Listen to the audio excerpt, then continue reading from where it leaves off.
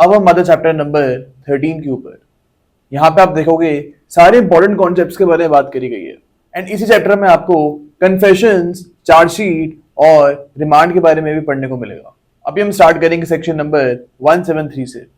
यहाँ पे आप देखोगे इंफॉर्मेशन इन कॉग्निजेबल केसेस के बारे में बात करी गई है, यानी एफआईआर के बारे में इसी सेक्शन में बात करी गई है। अब इसका क्लॉज 1 आप देखोगे, इसको रीड करते हैं एक बार हम। Every information relating to commission of a cognizable offense, irrespective of the area where the offense is committed, may be given orally or by electronic communication to an officer in charge of a police station. अब यहाँ पे आप देख रहे हो information in cognizable cases के बारे में बात करी गई है, यानी अगर एक कॉग्निजेबल क्राइम कमिट हुआ है then you will come under section number 173। अब एक क्राइम कॉग्निजेबल होता है या फिर नॉन कॉग्निजेबल होता है, इसके बारे में हमको फर्स्ट शेड्यूल में बताया गया है। हमको पता है वहां पे एक ऑफेंस की लिस्ट दी हुई है एंड उस लिस्ट के सामने लिखा हुआ है कि ये ऑफेंस कॉग्निजेबल है या फिर नॉन कॉग्निजेबल है। यहाँ पे गिवन है कि कोई भी कॉग्निजेबल ऑफेंस की इंफॉर्मेशन आप किसी भी officer in charge of police station को दे रहे हो, यानी एसएचओ जो होते हैं उनको दे रहे हो, then in that particular case that police officer will actually write that down in writing. यानी अगर आप ओरली उनको इन्फॉर्मेशन दे रहे हो, यानी बोल के इन्फॉर्मेशन दे रहे हो, तो जो भी ऑफिसर इंचार्ज होंगे उसको राइटिंग में नोट कर लेंगे एंड यहाँ पे आप एक रिटर्न कंप्लेंट भी उनको जाके दे सकते हो। आपके पास यहाँ पे दोनों प्रोविजंस गिवन है।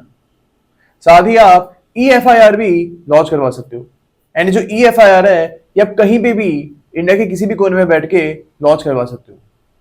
यहाँ पे गिवन है every information relating to the commission of a cognizable offence irrespective of the area where the offense is committed may be given orally or by electronic communication।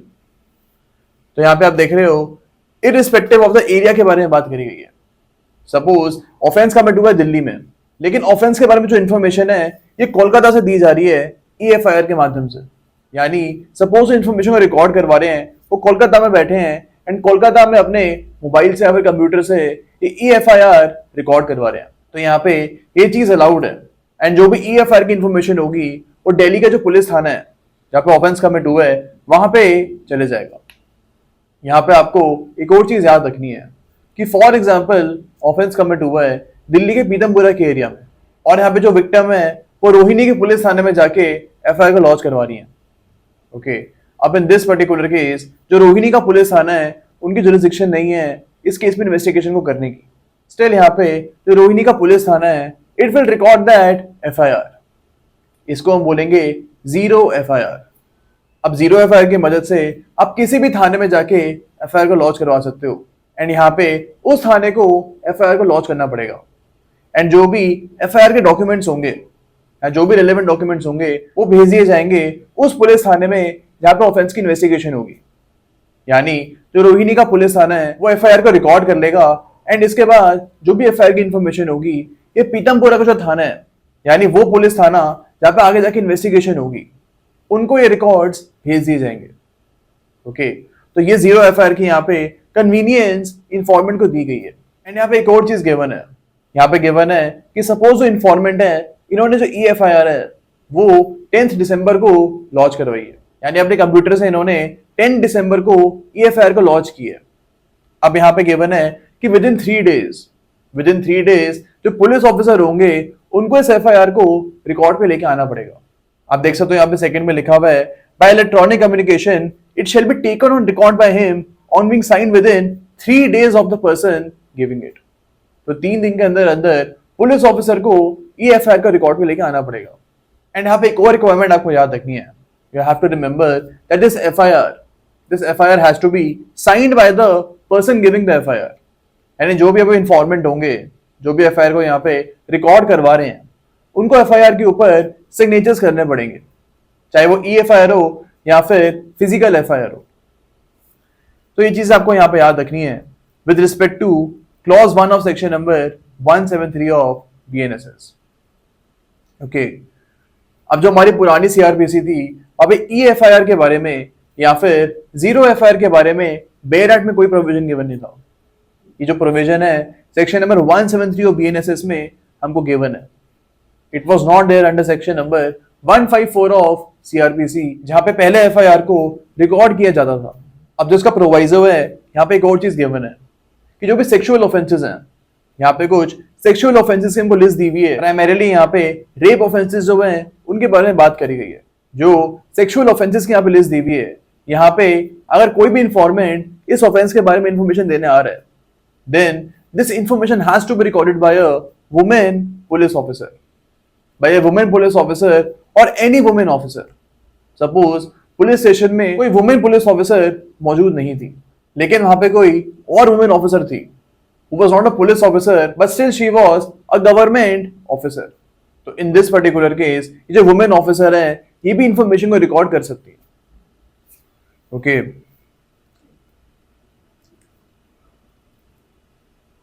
अब यहाँ पे एक और चीज गिवन है कि अगर एक सेक्सुअल ऑफेंस का केस है, यहाँ पे एक लिस्ट ऑफ सेक्शंस गिवन है, अगर इनमें से कोई भी केस बन रहा है, then in that particular case अगर विक्टिम जो है शी इज टेम्पोरेरीली और परमानेंटली डिसेबल्ड, अगर ये सेक्सुअल ऑफेंस की वजह से डिसेबल्ड हो चुकी हैं या फिर ये पहले से ही डिसेबल्ड थी, ऑफेंस से पहले से ही शी वाज टेम्पोरेरीली और परमानेंटली डिसेबल्ड, इन दोनों केसेस में जो भी विक्टिम है इनको पुलिस स्टेशन में आने की जरूरत नहीं है।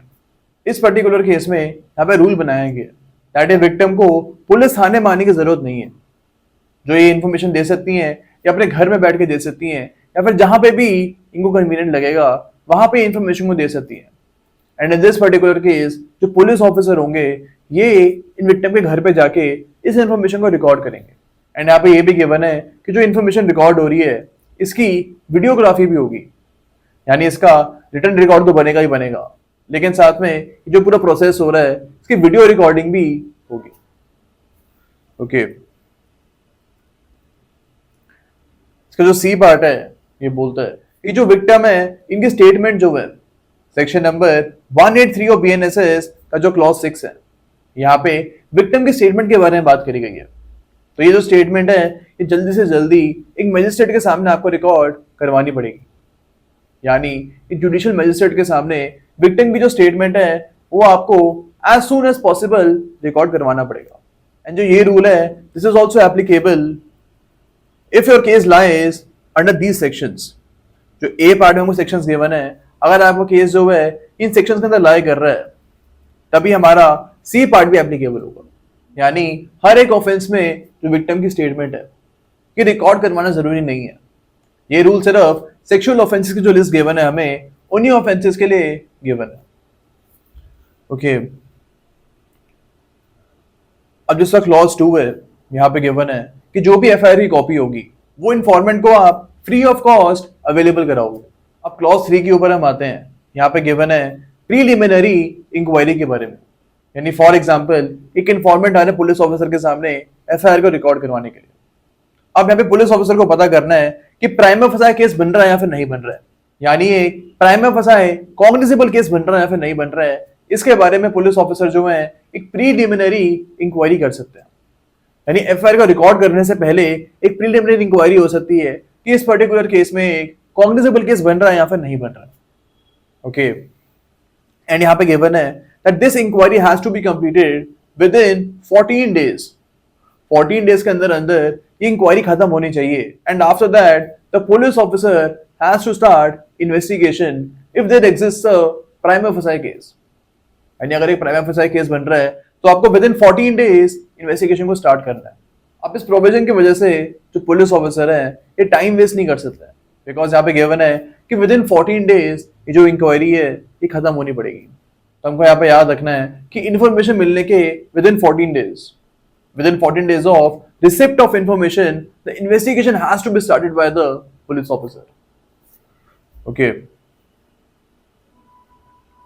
एंड जो हमारा क्लॉज 4 है ये हमको सीआरपीसी में भी गिवन था।